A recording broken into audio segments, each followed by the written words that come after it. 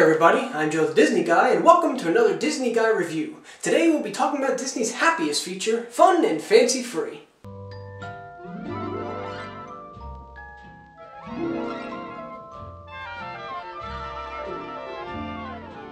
After the success of Snow White, Walt began to look any and everywhere for story ideas to turn into features. Two of the stories that came to Walt's attention in the late 1930s was Bongo and Jack and the Beanstalk.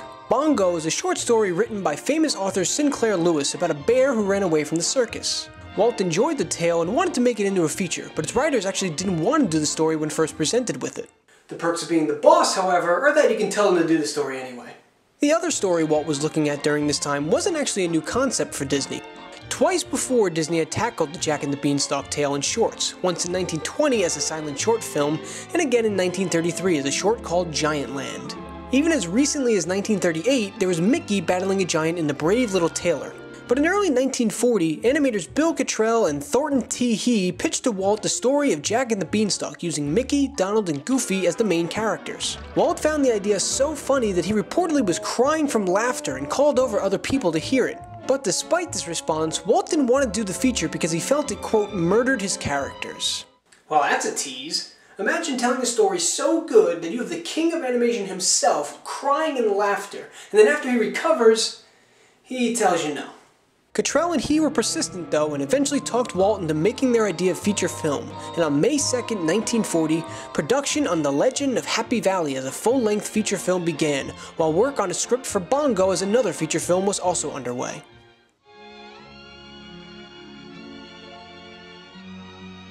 Work on both productions was steady until 1941.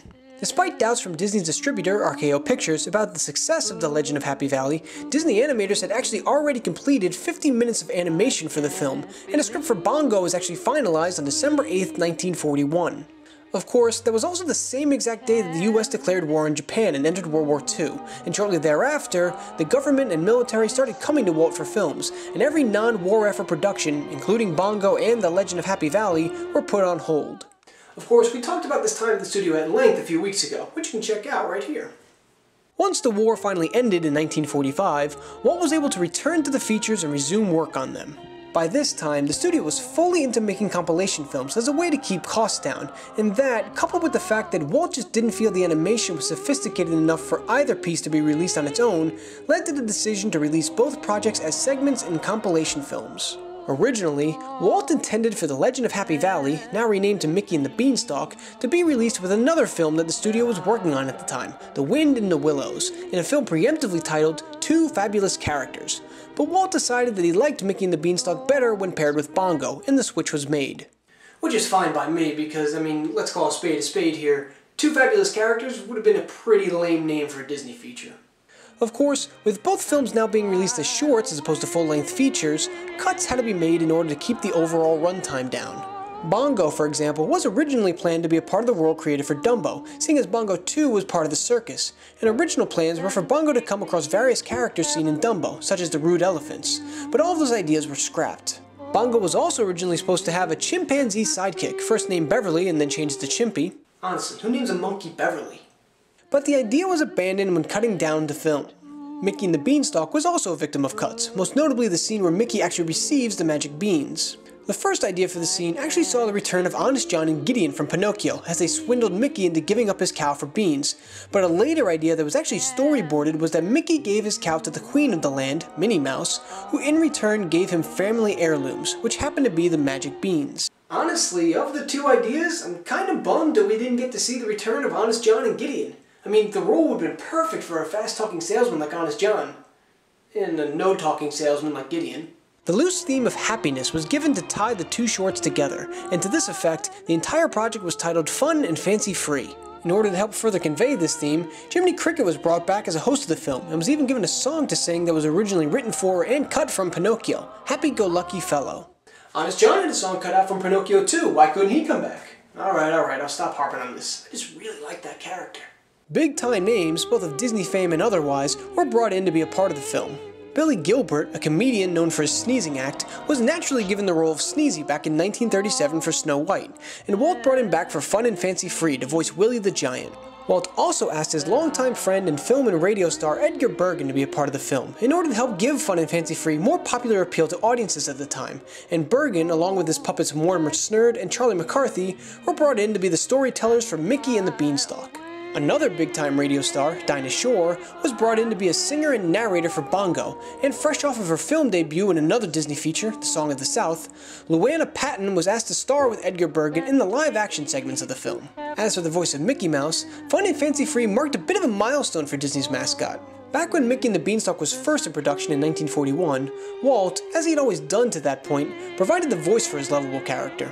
However, by the time additional lines were needed in 1946, Walt had become too busy with other things in the company, so sound effects artist Jimmy McDonald stepped in, becoming the first person other than Walt Disney to voice Mickey Mouse. Finally, on September 27, 1947, Fun and Fancy Free debuted in theaters. I'm a happy-go-lucky fellow, full of fun and fancy free. So, obviously, Fun and Fancy Free took a bit of a different road to completion than most of the compilation films at the time, but how does this film compare to the others? Well, first things first, Fun and Fancy Free just feels different from the other compilation films, and I think that most of that comes from the number of shorts featured in the film. Where we've seen some of the compilation films have as many as 10 shorts, Fun and Fancy Free only has 2, and because of that, the shorts themselves are able to be fleshed out a bit more than usual. Really, it's almost hard to even call them shorts. They're like somewhere in between a short and a feature, which makes sense considering their origins. What do we call that? A sheature? A feat short? I don't know, we'll work on it.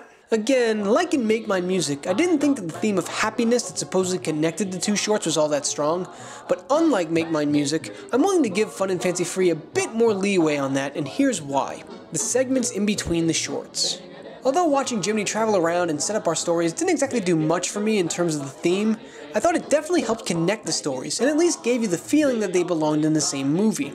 Make Mine Music, on the other hand, had just the title card and then the short, so these little in-between scenes did go a long way to making the film feel like a complete feature, not just a compilation of shorts. I also thought it was pretty cool seeing Jiminy sharing scenes with Charlie McCarthy, who was one of the major inspirations for the animation of Pinocchio. It's just one of those cool things that may not necessarily get addressed, but if you know the behind-the-scenes stories, you can appreciate. And duh, that's what I'm here for, to give you those behind-the-scenes stories. As for the shorts themselves, if I'm being honest, Bongo never really did all that much for me. It's not bad by any means, but for me at least, it's just very simple and frankly not all that memorable. Mickey and the Beanstalk, however, is really billed as the main event of this film, and for good reason. The familiarity of the characters is good to have, but even Willie the Giant I thought was a pretty fun character. The segment is also known for one of Disney's darker scenes, where Donald flies off the handle a bit and tries to kill their cow, which is definitely different to see, but it does help set the mood of the moment well. Though I gotta defend Donald here. They're starving, the cow's food. What's the problem here? I also really liked the cutbacks to Edgar Bergen and company telling the story. It didn't feel as forced or cheesy as I thought it might. Granted, I've always liked Edgar Bergen and his companions. Charlie McCarthy in particular supplied a different type of humor, and it was a nice change of pace. Overall, Fun and Fancy Free is a nice little movie, and as compilation films go, I think it's perfectly respectable, and definitely feels more like a true Disney animated classic than some of the more short-heavy films feel. Fun and Fancy Free received generally mixed reviews in 1947, but it did just fine at the box office considering the price it was made for, helping to bring in the cash flow for Disney in what was a pivotal year in its history. The film would be re-released 6 times, in 1960, 1968, 1975, 1985, 1989, and 1997. But honestly, the legacy of the individual shorts have outweighed the legacy of the movie as a whole. Both Bongo and Mickey and the Beanstalk appeared individually on Disney's anthology series in the 1950s and 60s, but likely in an effort to keep these shorts timeless, their narrators were changed. Jiminy Cricket replaced both Dinah Shore's narrations and even her singing in Bongo, and Ludwig von Drake took over for Edgar Bergen in Mickey and the Beanstalk. Of course, that was only until the 1980s, when Mickey and the Beanstalk was aired on a show called Good Morning Mickey, and Disney legend Sterling Holloway narrated it. I get changing the 1940 celebrities out, but what was wrong with Ludwig von Drake? What, was science out of style by the 80s? But probably the biggest lasting legacy from Fun and Fancy Free was the voice of Mickey Mouse. Mickey and the Beanstalk would be the last time that Walt was the primary voice for Mickey Mouse in favor of Jimmy McDonald. In fact, Walt wouldn't voice Mickey again until 1953, when he finally reprised the classic role in the opening for the Mickey Mouse Club. So while the parts of Fun and Fancy Free may be more famous than the whole, there's no denying that the film still left a lasting legacy in Disney culture. Well guys, that wraps it up for me this week. I hope you all enjoyed, and let me know what you think about Fun and Fancy Free. Make sure you subscribe to my channel, check out last week's video, next week's video, and the Disney Guy Review playlist, which somehow, unbelievably, already has 10 reviews in it. I'll see you all next week. In the sun, full of fun and fancy free.